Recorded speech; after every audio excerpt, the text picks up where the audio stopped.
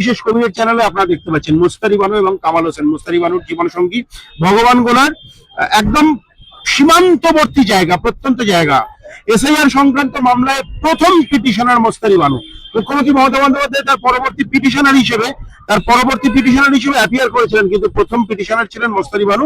সেই মুস্তারি বানুকে আমরা সরাসরি পেয়েছি। মুস্তারিদি, একদম শুরু থেকে ইফতারির আগে আপনি আমার সঙ্গে কথা বলছেন, ধন্যবাদ জানাই। খুব সংক্ষেপে কথা বলে নেবো, একদম ইতিহাসটা একটু বলুন তো, শুরু থেকে কি হয়েছিল।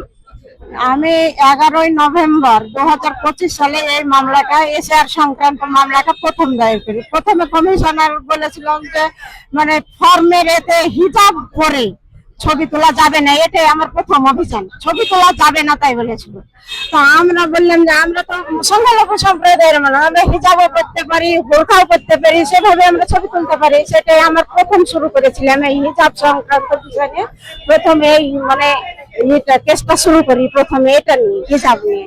তারপরে তো কমিশনার নির্দেশ দিল যে হিজাব না হলেও চলবে, ছবি না হলেও চলবে পরবর্তীতে। এটাই প্রথমে এটা নিয়ে আমি এই কেসটা প্রথম শুরু করেছিলাম আমার আইনজীবী এবং এই পার্টির সহযোগিতায়। তারপরে আপনার কি হলো, কমিশনার বললেন যে অ্যাডমিট কার্যকারী হবে না, তারপরে রিসিভ কপি দেওয়া হবে না, তারপর টেবিল বানানো হলো না, তারপরে যারা বৃদ্ধ বয়স্ক যারা হ্যান্ডিক্যাপ্ট তাদেরকে এসে মানে হিয়ারিং করতে হবে। এটার জন্য আমি এটার বিরোধী করেছিলাম। এটার 19 তারিখের রায়ের বলে 19 জানুয়ারি 2026 সালে এই রায়ের বলে কি হলো, অ্যাডমিট কার্ড কার্যকারী হলো, রিসিভ কপি দেওয়া হলো, টেবিল বানানো হলো, মানে বয়স্ক এবং হ্যান্ডিক্যাপদের গিয়ে বাড়ি গিয়ে হিয়ারিং করা হলো। এই মানে 19 তারিখের রায়ের বলে এটা। তারপরে আপনার 4/2/2026 তারিখে যখন এসআইআর কাজটা আপনার পুরোপুরি 90% সম্পূর্ণ হয়ে গেছে, তখন দেখছে যে একজন সাধারণ মানুষ এটা সাফল্য ক্রেডিট অর্জন করবে, তাহলে ক্রেডিটটা তো উনি নেবেন, একজন সাধারণ মানুষ। তাহলে আমার তো বিধানসভা ভোট, তাহলে এটা আমি কি করে এই বৈতরণী পার করার জন্য তিনি কি করলেন, সুপ্রিম কোর্টে গিয়ে 4 তারিখ হাজির হয়ে গেলেন। হাজির হয়ে গিয়ে সেখানে তিনি বললেন যে আমি ফার্স্ট পিটিশনার, কিন্তু উনি আমি দেখলাম ওখানে সুপ্রিম কোর্টের এতে মানে মুস্তারি বানু ভার্সেস হচ্ছে ইলেকশন কমিশন, মমতা ব্যানার্জির কোনো কোথাও নাম নেই সেখানে। তো সেখানে তার নাটকটা মুখোশটা খুলে গেল। আমি তো 9 তারিখে তার জন্য তার মুখোশ খুলে দেওয়ার জন্য আমি সুপ্রিম কোর্টে, আমিও 9 ফেব্রুয়ারি 2026 তারিখে গিয়ে সুপ্রিম কোর্টে হাজির হই। তার মুখোশটা খুলে গেল, মিডিয়াও দেখালো। কিন্তু যা কিছু পুঁজিপতি মিডিয়া আছে এখনো প্রচার করছে যে আমাদের সিএম হচ্ছে এরকম এসআইআর এর বিরুদ্ধে মামলা সুপ্রিম কোর্টে করেছিলেন বলে আজ স্টেপ বাই স্টেপ এই কাজগুলো হচ্ছে, কিন্তু ওনার জন্য না, হচ্ছে আমি মুস্তারের জন্য, এর জন্য হচ্ছে। দিল্লিতে গিয়ে সওয়াল করার অভিজ্ঞতা কেমন? সুপ্রিম কোর্টে যে অ্যাপিয়ার করলেন আমি অ্যাপিয়ার করলাম দিল্লিতে গিয়ে, আমাকে বিজেপি এবং তৃণমূলের যে সব মানে সব উকিল বাহিনী, তারপরে হচ্ছে গার্ড বাহিনী আমাকে অনেক চেষ্টা করেছে আটকানোর, কিন্তু আমাকে দমাতে পারেনি, আটকাতে পারেনি। আমি সামনে এগিয়ে গেছি। আমাকে মানে ঢুকতে দেওয়া হচ্ছিল না, প্রথমে যে ঢুকতেই দেওয়া যাবে না, ওরা গার্ড করছে, প্রথমে আমাকে মানে পিছন করে দিচ্ছে। আমিও ভাবলাম যে এটা তো এদের মদত, আমিও বুঝতে পারলাম। তারপরে আমি সামনে ওরই উকিলের সামনে গিয়ে আমি হাজির হয়ে গেলাম। তারপরে আমার উকিলের দ্বারা এই তো স্টেপ বাই স্টেপ এই সবগুলো হচ্ছে। তারপরে এত হেয়ারিং আর এই যে হেনস্থা হলো মানুষ, তো এই তো কমিশন যা দেখছেন, তারপরে তো আপনারা জানেন সবকিছুই। আপনি ভগবানগোলা থেকে কলকাতায় এলেন, কালকে বক্তব্য রাখলেন, কি বক্তব্য, কি মনে হচ্ছে? আমার মনে হচ্ছে যে কমিশনার এটা বদমাইশি, মানে এক কথায় বিজেপি আর তৃণমূল আর আরএসএস এর সেটিং এর বিরুদ্ধে মানে নিজেকে করে নিয়েছে, একটা সমঝোতা করে নিয়েছে। এটা মানে নিজে কিছু করছেন, ওদের মদতে ওনাদের মদতে উনি করছেন।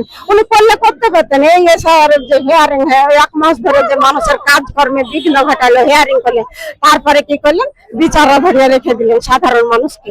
এই বিশেষ করে সংখ্যালঘুদেরকে বেশি এই রাতুয়া, এই মানে যারা ওবিসি এসটি এদেরকে রেখে দিলেন। কি এগুলো মানে নিজে থেকে করছেন না, এদের মদতই উনি করছেন। এটা উনি করতে পারতেন যে এসআইআর সম্পর্ক বিষয়ে তিনি করতে পারতেন যে হচ্ছে সবাইকে করবে, কিন্তু তিনি না করে সবাইকে এই আন্ডার একজোটিক হিসাবে রেখে দিলেন। আমি এই আন্ডার একজোটিকেশনের শিকার হয়েছি, আমার সবকিছু ডকুমেন্টস দেওয়া সত্ত্বেও। কারণ আমি আপনার কাছে আপনার ইফতারিতে বসবেন, একদম সংক্ষেপে জেনে নেওয়ার চেষ্টা করবো। মোস্তারিদি সবটাই বলেছেন, এই ইতিহাসটা একটু বলুন তো, আপনাদের রাজনৈতিক পরিচয়টা একটু বলুন। প্রথমে আপনাদের ধন্যবাদ জানাবো যে অনেকদিন পরে হলো আপনাদের হুঁশটা ফেরেছে, জ্ঞানটা ফেরেছে যে প্রকৃত মামলাকারী কি। এটা অন্তপক্ষে ছোট বড় মিডিয়ার কাছে হয়েছে, যারা পিছনে ট্যাগ থাকলে পারে, এমপি এমএলএ মুখ্যমন্ত্রী থাকলে তাদের পিছনে ছুটে।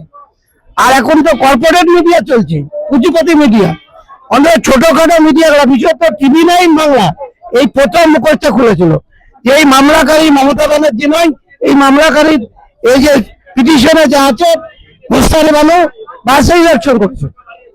মূলত এই মামলাটা হয়েছে বিজেপি এবং তৃণমূল এলাকায় বিশেষ গ্রাম্য এলাকায় ভয়ঙ্কর ভয় দেখিয়েছিল এই মানে নোটিশ হওয়ার আগে থেকে। মানুষ তাদের কাগজপত্র খোঁজাখুঁজি ছুটাছুটি ক্যারি নিয়ে ছুটাছুটি ও পাড়ার মহিলা সমিতি করে, আমি পরিযায়ী শ্রমিকের সংগঠনের জেলা সম্পাদক, ফলে পরিযায়ী লাখ পরিযায়ী তাদের মতো আতঙ্ক যে আমরা বাইরে আছি, আবার বেশ কিছু পরিযায়ী শ্রমিক যারা দেশের বাইরে আছে কাজ করছে, এদের মধ্যে আতঙ্ক। কি দিন কি রাত প্রতিদিন এই আতঙ্কর খবর ফোনে আসে, আর ও বুঝতে পারে, জানতে পারে, পাড়া গ্রামে এলাকায় গিয়ে মেয়েদের সাধারণ প্রান্তিক গরিব মানুষের আর্তনাদ বুঝতে গিয়ে ও বলে যে আচ্ছা এই কেসটা নিয়ে কি কিছু করা যাবে, বিহার তো পারেনি। ওর এই আর্তনাদ এবং এই আমার প্রতিদিনের যন্ত্রণা গরিব মানুষ, পরিযায়ী শ্রমিক, নানান প্রান্তিক মানুষের, সেই থেকে তখন বিশিষ্ট আইনজীবী সুপ্রসাদী চ্যাটার্জি সহ অন্যদের সঙ্গে আলোচনা করা হয় এবং তারা বলে মামলা করা যাবে। এবং তখন পার্টির নজরে দিয়ে পার্টির নেতৃত্বে উভয় বসে আইনজীবী এবং পার্টি যৌথ উদ্যোগে এই মামলা মোস্তারি বানুর নামে করা হয়। এটা আপনারা মনে রাখেন, মোস্তারি বানুকে এই কারণে করা হয়, শাহবানু থেকে মোস্তারি বানু, আর এই বানুরাই বাংলাকে শাসন করবে, এই উৎখাত করবে এই মমতা ব্যানার্জি স্বৈরাচারকে। সেই থেকে এই মামলা থেকে শুরু। এবং আপনারা জানেন যে 2025 সালের 11 নভেম্বর মামলা হয়েছে, তার মাঝে হিয়ারিং হয়েছে, কিন্তু প্রথম হিয়ারিং দ্বিতীয় হিয়ারিং বেশ কিছু লোককে নোটিশ দিয়ে দেখা হয়েছিল, কিন্তু মানুষের মধ্যে কিন্তু এই আতঙ্ক ছিল না। ইনারেশন ফর্ম নিয়ে প্রথম দিকে আতঙ্ক হলে পরে হয়নি, তারপরে যখন মানুষের মধ্যে আতঙ্ক তৈরি করা না, তখন RSS এর নির্দেশে বিজেপি তৃণমূল যৌথভাবে একেবারে ষড়যন্ত্র পরিকল্পনা করে একটা অংশ SC ST রতুয়া এই মতুয়া এবং সংখ্যালঘু মুসলমান, এদেরকে কি করে ভোটারের থেকে বাদ দেওয়া যায়, এদেরকে কিভাবে আতঙ্ক তৈরি করা যায়, তার কাজ এই নির্বাচন কমিশন করেছে। তার ফলে 19 জানুয়ারি Mostari Banu versus election commission তার একটা রায় হয়েছে, এবং তারপরে 4 ফেব্রুয়ারি রায় ছিল। আচ্ছা, মমতা ব্যানার্জিকে জিজ্ঞাসা করেন তো, 4 ফেব্রুয়ারি তার উকিল যারা দিয়েছে প্রায় রাজ্য সরকারের কোটি কোটি টাকা, তাদেরকে জিজ্ঞাসা করুন 4 ফেব্রুয়ারি যে মমতা ব্যানার্জি গেল, সেখানে মমতা নাম হচ্ছে, সে পিটিশনের নাম আছে কি? সেখানে তো Mostari Banu versus election commission রেকর্ডে নেই, তার কপি মোস্তারি বানুর কাছে প্রত্যেকটা আছে। তারপরে 9 ফেব্রুয়ারি আছে 20 লাস্ট, যেটা জুডিশিয়ালকে 4 থাপ্পড় দিল নির্বাচন কমিশনকে সুপ্রিম কোর্ট। তারপর আজকে জুডিশিয়াল যারা শুনেছেন যে রাজ্যের যারা আধিকারিক BDO SDO DM অন্যান্য অফিসার, তাদেরকে ভরসা না করে জুডিশিয়ালের উপর তার জন্য ধন্যবাদ জানাই কামাল দা। আপনার অধিকার রক্ষার দাবিতে এখানে CM অফিসে মানে ধর্ণার জন্য এসেছি।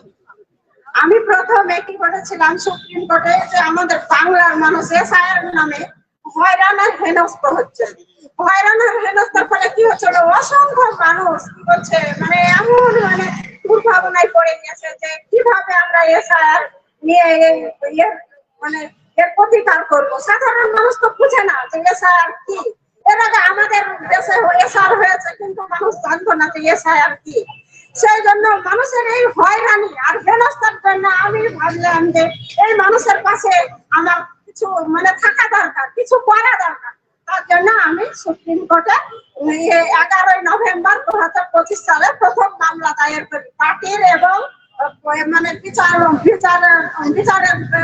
মানে প্ররোচনায় আমি প্রথম এই মামলাটা দায়ের করি। তারপরে কি হয় 19 তারিখে মানে 19 জানুয়ারি 2026 সাল এই মামলা প্রথম রায় হয়। প্রথম রায়ের বলে কি হয়েছিল, প্রথমে কমিশনার বলেছিলেন যে অ্যাডমিট কার্ড গ্রাহ্য হবে না, টেবিল বাড়ানো হয়েছিল না, রিসিপ্ট কপি দেওয়া হয়েছিল না।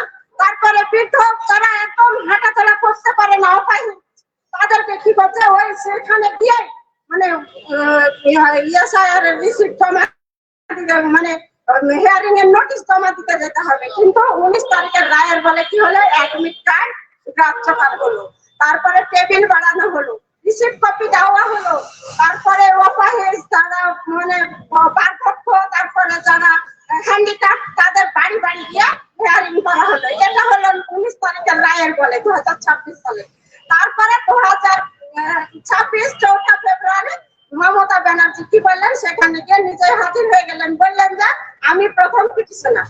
কিন্তু উনি প্রথম পিটিশনার না, পিটিশনার আমি মুস্তারি বানু, আমি প্রথম পিটিশনার। আমি আমার সিপিএম পার্টি এবং আইনজীবীদের সহযোগিতায় এই মামলা প্রথমে করি। তারপরে তিনি কি করলেন, একজন আমি সিএম, আমার মানে আমার এত ক্রেডিট, ও ক্রেডিটটা নেওয়ার জন্য তিনি সুপ্রিম কোর্ট পৌঁছে গেলেন 4 তারিখে। সেখানে গিয়ে বললেন যে আমি পিটিশনার। কিন্তু তার এতে আমি ইলেকশন কমিশনের কোথাও দেখলাম না যে তার নাম উঠেছে election Mustari Banu versus election কমিশনের উঠছে সেই ইয়াতে, মানে সুপ্রিম কোর্টে, সেই ওটাই দেখলাম। তারপরে 4 তারিখে গেলেন, তখন আমি ভাবলাম না, আমাকে মানে প্রতিবাদ করতে হবে। তাই আমি 9 জানুয়ারি 9 ফেব্রুয়ারি 2026 সালে আমিও সুপ্রিম কোর্টে গিয়ে হাজির হলাম যে সিএম যখন এখানে আসতে পেরেছে একটা ধোঁকাবাদী, ভেবেছিলাম যে উনি গরু চোর, কয়লা চোর, পিটিশনার যে উনি চোর, তা আমি জানি না। তারপরে আমি 9 তারিখে গিয়ে সেখানে হাজির হলাম। সেটা তো মুখ খুলে গেল। তারা খুব মিডিয়া, মানে এমন মিডিয়াকে ওরা মানে পুঁজিপতি মিডিয়া, ওর সব প্রচার, এখনো প্রচার চালিয়ে গেছেন যে মমতা দি এই করছে না করছে, এসআর বলে এই হচ্ছে ওই হচ্ছে, মানে ওরা প্রচার করে যাচ্ছে, মিথ্যা প্রচার। এটা সঠিক প্রচার না। পুঁজিপতির কারণে আমাদের পয়সা আছে, আমাদের হয়তো পয়সা নেই, তাই হয়তো আমাদের প্রচারটা হয়ে উঠছে না। তারপরে কি হলো, মানুষকে কি বললো, এসআর বললো, কি বলবো, 2002 সালে কমিশনার বলেছিলেন 2002 সালে মানে ভোটার লিস্টে যাদের ভোট আছে, ভোটার নাম আছে, তাদের একটাও কেউ মানে বৈধ, যাদের ভোট আছে তারা একটাও কেউ বাদ যাবে না। কিন্তু 2002 সালে ভোট থাকা সত্ত্বেও তারা কি করলে হচ্ছে হিয়ারিং এর নোটিশ ধরিয়ে দিলেন 2002। আমিও এর শিকার হয়েছি। আমিও 2002 সালে আমার ভোটার লিস্টের নাম ছিল, তবুও আমার হিয়ারিং এ নাম এসেছে। তারপরে কি করলো, মানুষকে 1 মাস 1.5 মাস ধরে কাজ কর্ম ফেলে দিয়ে হয়রানি আর হেনস্থা হতে হলো। তারপরে কি করলো, সব কাগজপত্র কি কোথায় লাগবে সেখানে সেটাকে রেখে দিয়ে দেওয়া হলো, সবকিছু দেওয়া হলো। তারপরে আবার কমিশনার কি করলে নোটিশ দিলেন। তারপরে আবার কি দিলেন, সব যেগুলো হিয়ারিং এ গিয়েছিল সেগুলো সবই বিচারাধীন আছে। একটাও এর সুরাহা আমাদের ফল মিলল না। তাই তারপরে শ্রমিকরা এরপর আরো বেশি বেশি হেনস্থা হয়রান হচ্ছে, তারা বাইরে চলে যাচ্ছে। তারপরে বাইরে আসা মানে আচ্ছা আমার বলছে যে সশরীরে এসে তাদেরকে হিয়ারিং এর নোটিশ ধরাতে হবে। তখন তারা আবার ফিরে আসছে, এত কষ্ট সৃষ্ট করে, মানে রাস্তাতে এত চাপ, ট্রেনে এত চাপ, তারা কেউ মারা গেছে। এত চাপ সৃষ্টির পথে বিয়ে বেড়াও কেউ মারা যাচ্ছে, যে এত মানে হয়রান আর হেনস্থার ফলে। তারপরে কি হলো, এই তো বিচারাধীনে সবারই নোটিশ ধরিয়ে দেওয়া হলো, কিছুই হলো না। সব মানে একদম নির্জলায় গেল সব কাজ করে এই সব কাগজপত্র। তারপর আমি হচ্ছে কমিশনের কাছে আমার এটা তার জন্য আমি কি করলাম, এই ধর্নায় বসার জন্য এই তো কমিশনের কাছে এখন আমি এখানে উপস্থিত হয়েছে। যতদিন এই ভোটাধিকার মানে বৈধ যাদের ভোট আছে তাদের ভোট রক্ষার্থে আমরা ধর্নায় বসেছি। যতদিন বৈধ ভোটারের বৈধ ভোট না হবে ততদিন কমিশনার যেন ভোট ঘোষণা করতে দেওয়া হবে না, এটাই আমার দাবি। আর হচ্ছে কমিশনারকে ঠিকঠাক বৈধ তাদের ভোটার থেকে বৈধ ভোটার করতে হবে, এটাই আমার দাবি। আর যতদিন কমিশনের মানে এতে ধর্নায় বসেছে, যতদিন এই ভোট না ঠিকঠাক হবে ততদিন আমাদের এই অবস্থান বিক্ষোভ চলবে, চলছে, চলবে। ধন্যবাদ।